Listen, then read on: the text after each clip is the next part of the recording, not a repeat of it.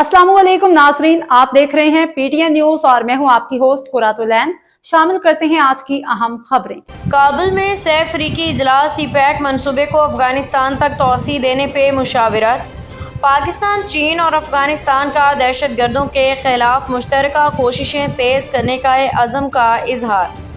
काबुल में पाकिस्तान, चीन और अफगानिस्तान के वज़राए ख़ारजा के दरमियान छठा सह अफ्रीकी इजलास इख्तिताम पजीर हो गया है, जिसमें सी-पैक मंसूबे को अफगानिस्तान तक तोसी देने पे मुशावरत की गई। इजलास के नायब वज़ीर-ए-आज़म वज़ीर ख़ारजा इसहाक़ डार वतन वापस रवाना हो गए हैं।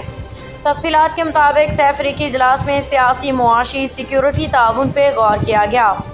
पाकिस्तान, चीन, अफगानिस्तान ने दहशतगर्दी के खिलाफ मुश्तरका कोशिशें तेज़ करने के अज़म का इजहार किया, जबकि तीनों मुल्कों ने तिजारत, ट्रांजिट, इलाकाई तरक्की, सेहत, तालीम और सकाफत के शोबों में ताउन के फ़रोग़ पर इत्तेफाक किया।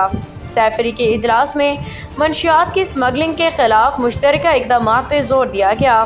सी-पैक मंसूबे को अफगानिस्तान तक तोसी देने पर भी मुशावरत की। न्यूज स्टूडियो से फिलवक्त के लिए इतना ही। मज़ीद खबरों और अपडेट से बाखबर रहने के लिए देखते रहें पीटीएन न्यूज।